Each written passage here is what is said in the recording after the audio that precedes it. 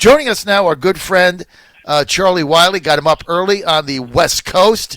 Gavin Newsom just said by 2035, or what do you say, in a few, not 2035, 2025, you're not going to be able to buy a car that runs on gas in California. All electric cars. Gavin Newsom just said this. So I guess good news for Tesla. I don't know how these people come up with this stuff. Joining me now, though, Charlie Wiley. He's from California. Charlie, great to have you back, man. Well, it's always nice to talk to you, John. What do you want to pontificate about today? I want to get your thoughts on the blue steel, the way they're going to try to steal this election by using mail-in ballots. We've got states now like Michigan that is saying a ballot can be come in 14 days after the election, no postmark.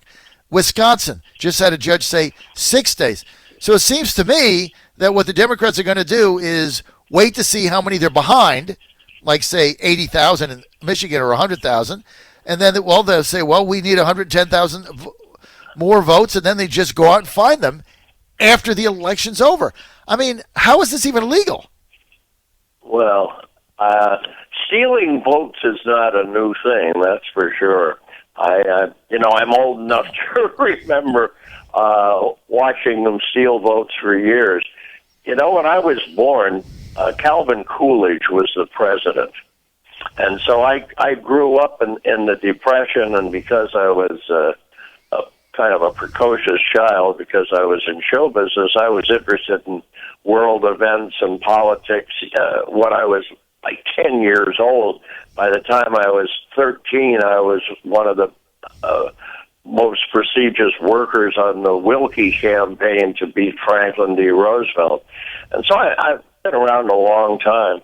And, the Democrats steal votes. I mean, there used to be a joke in Chicago that the Democrats stole 50,000 votes in a year in which there was no election, just to practice. And then there were the two guys from the Kelly Nash machine in Chicago were in a cemetery one night taking down the names of people's tombstones and their birth date, to register them as new voters. And this one guy was standing in front of one of the tombstones for a long time, and the other guy was very nervous being in the graveyard at midnight. And finally he came back to this guy, and he said, "What are you doing? You've been looking at the same stone for 5 minutes." The guy says, "Well, he's got a big, long Polish name, and I just can't make it all out. I'm trying." The guy said, "Well, why don't you just forget about that one and go on to the next stone?" And he looked at him, he said, "Excuse me, we're part of the Democratic Party in Chicago. You don't lose your vote just because you're Polish." And, these were common jokes. I mean, everybody knew those jokes.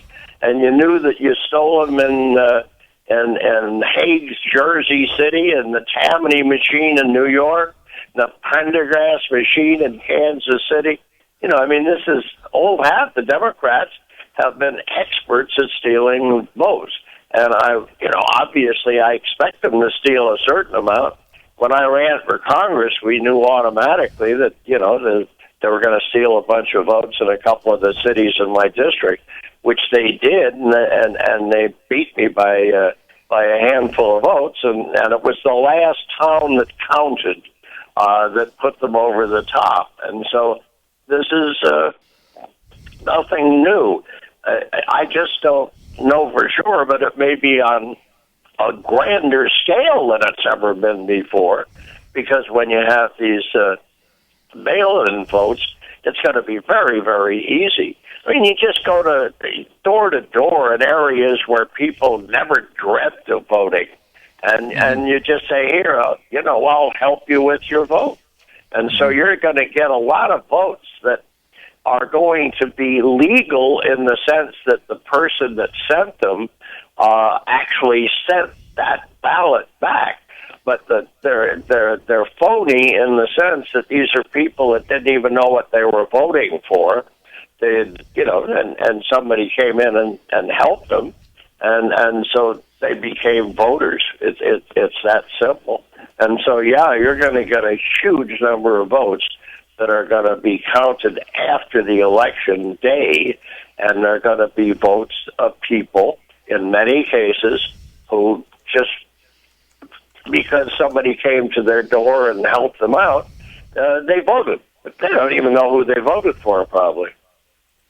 Well, that's the thing that everybody's concerned about, Charlie, is these stolen votes. But let's get to Louisville and Breonna Taylor. We've had a lot of conversation about this today. The riots yesterday and Antifa coming into town, pulling up a truck and then emptying out riot gear, giving to their rioters various things that some of them not even legal. Why isn't this classified as a terrorist organization? Well, it is, of course. And, again, because I'm such an old guy, I remember things that most people, have read about. This isn't that far from the Nazis on the streets of Berlin before Hitler took over, or just after he took over. They were still at it. And I'd be willing to make a bet that the damage across the United States right now probably exceeds the value of the damage that was done by the Nazi stormtroopers when they went out on a tear every once in a while. I mean, yeah, they did a lot of damage. They smashed a lot of windows and so on. But I'd be willing to bet that the total value of the damage done in the United States would exceed the damage that was done by the Nazi stormtroopers and the Hitler Youth, and it would probably exceed the damage that was done in Russia, in Leningrad, or at that time it was not Leningrad. I forget the changes. It was Petrograd for a while after the revolution, and so on. But again, I would probably assume that the damage done by the rioters in the United States would be more than was done in Russia during the party when the Bolsheviks took over. This is incredibly amount of damage, and we just allow it, and so many in the media just won't accept the fact that we are under siege in these cities. Right. And at one point, I always feel sorry for the police, even the police or the security people in the countries where I really hate the government. I still have a certain amount of sympathy for the people who are trying to keep mobs under control, because no matter who it is, at the beginning it starts out fairly peaceful and people are talking across to each other, but inevitably it turns to violence, and no matter what the police do, they end up being tagged as the bad guys because they're organized and they're the state, and that's what's happening here on a regular basis. The cops are now considered the bad guys by the people in the media.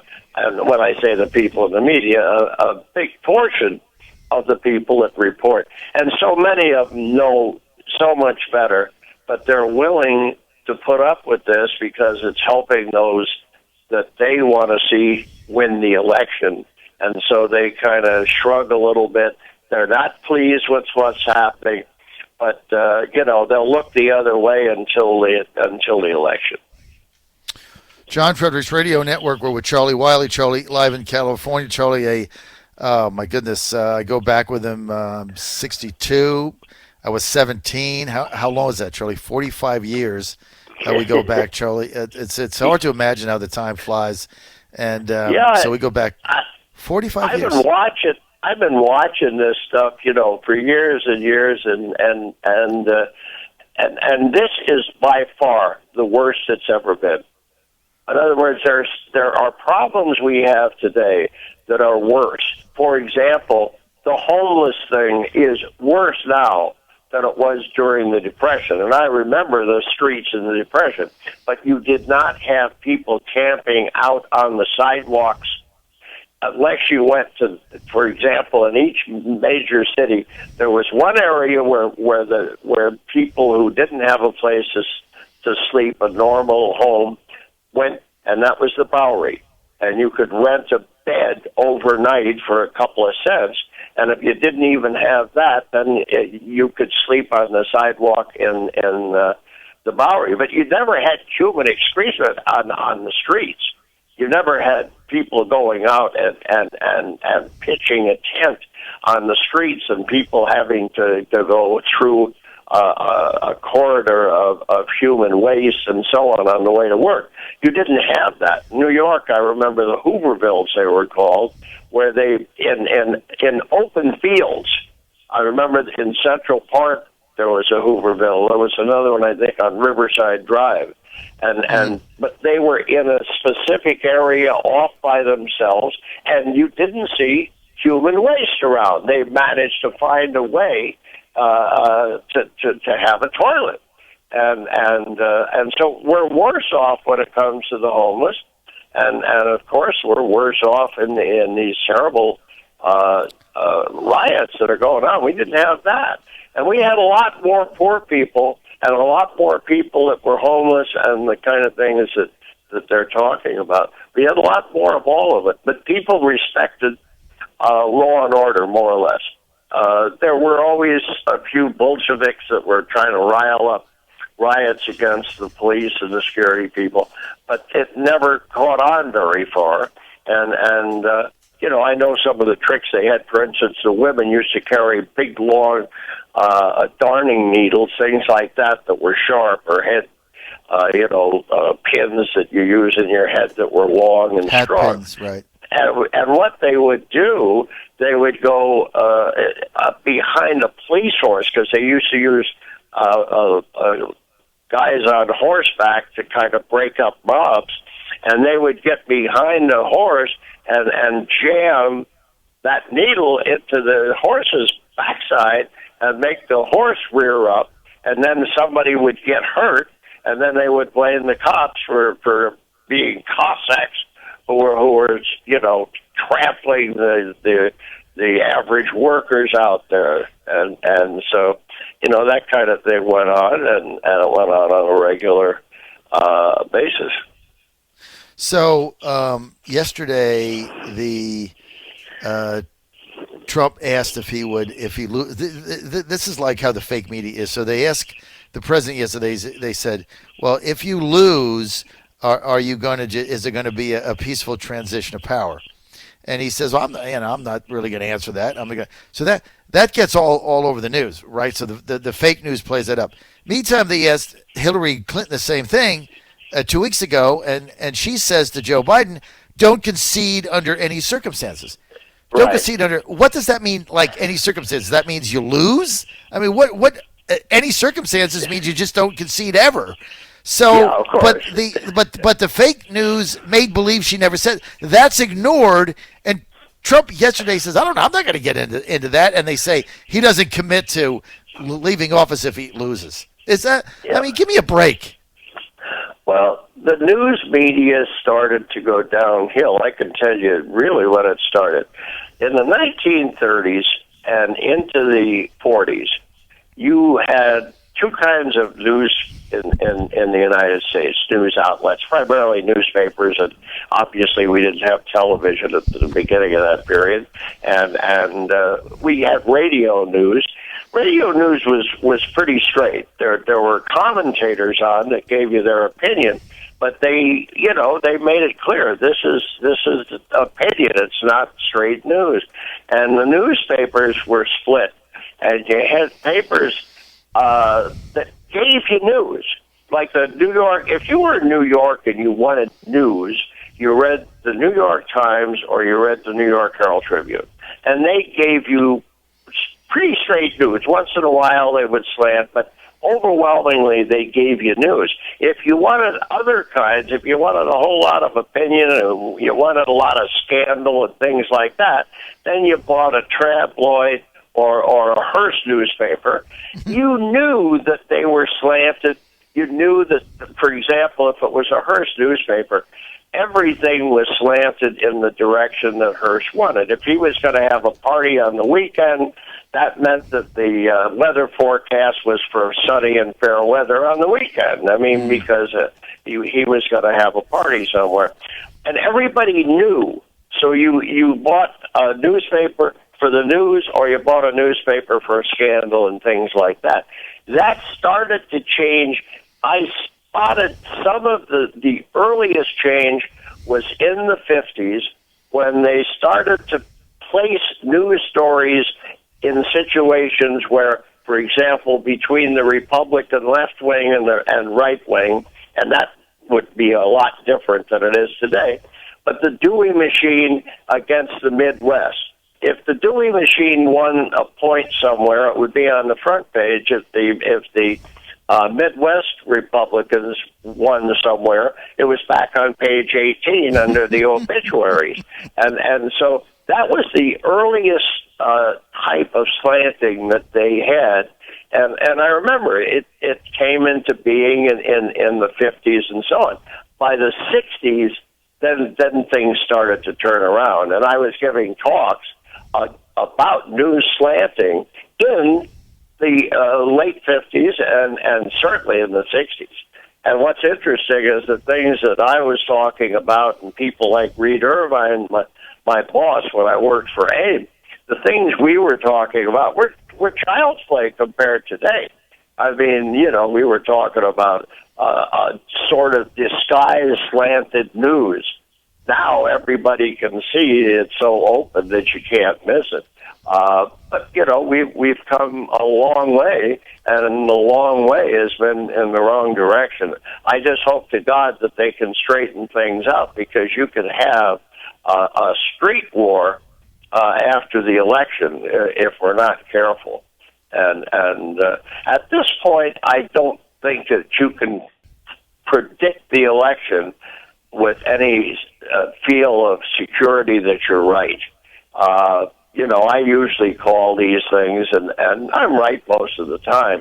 This time, it would be very hard to give a solid, rock-hard head on how it was going to all turn out, because you just can't know how it's going. And it could be terrible, and we might get, God help us, we might be able to get through it okay, but the odds are not that it's going to be easy right now, that's for sure. Charlie Wiley, I want to thank you for your time. Always great to get your perspective. We'll see you next week. Thanks for getting up early to be with us on the left coast. Charles Wiley, 75-year correspondent. He's been all over the world, 3 times to Wednesday. He also did one of the best coverages of the Vietnam War. And he was the one that, I just throw this in, we'll talk about it next week, but Charlie was the only news reporter that called the Tet Offensive right, that we had an overwhelming victory there. And you talk about fake news. The fake news media in the U.S. painted it differently. That was a significant U.S. ground victory, Tet Offensive. Charles, the only one that actually reported it accurately. Charlie, you probably remember that. John Fredericks Radio Network.